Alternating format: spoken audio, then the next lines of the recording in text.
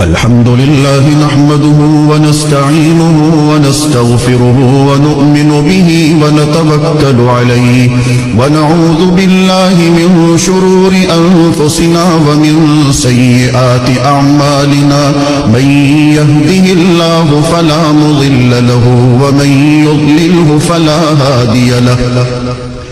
ونشهد أن لا إله إلا الله وحده لا شريك له ونشهد أن سيدنا وسندنا ونبينا ومولانا محمدا عبده ورسوله أرسله بالحق بشيرا ونذيرا وداعيا إلى الله بإذنه وسراجا منيرا وصلى الله تعالى على خير خلقه محمد وعلى آله وأصحابه وبارك وسلم تسليما كثيرا أما بعد فأعوذ بالله من الشيطان الرجيم بسم الله الرحمن الرحيم إن الله وملائكته يصلون على النبي يا أيها الذين آمنوا صلوا عليه وسلموا تسليما اللهم صل على سيدنا محمد وعلى آل سيدنا محمد بعدد من صلى وصام وصل كذلك على جميع الأنبياء والمرسلين وعلى الملائكة المقربين وعلى عباد الله الصالحين خصوصا على سيد المتقين والأبرار صاحب النبي في الغار والمزار أفضل الصحابة بالتحقيق خليفة النبي بلا فصل إمامنا أبي بكر الصديق رضي الله تعالى عنه وعلى الناطق بالصواب والعادل بالكتاب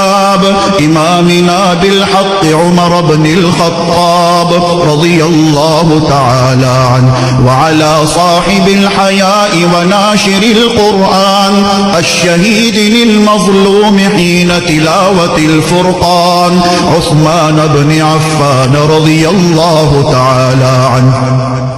وعلى صاحب السيف والقضاء وناشر العلم والهدى أسد الله الغالب إمامنا علي بن أبي طالب رضي الله تعالى عنه وعلى السيدين السندين السعيدين الشهيدين أبي محمد الحسن وأبي عبد الله الحسين رضي الله تعالى عنهما وعلى سيدات الطاهرات بنات النبي المصطفى وأهل بيته المطهرة رضي الله تعالى عنهن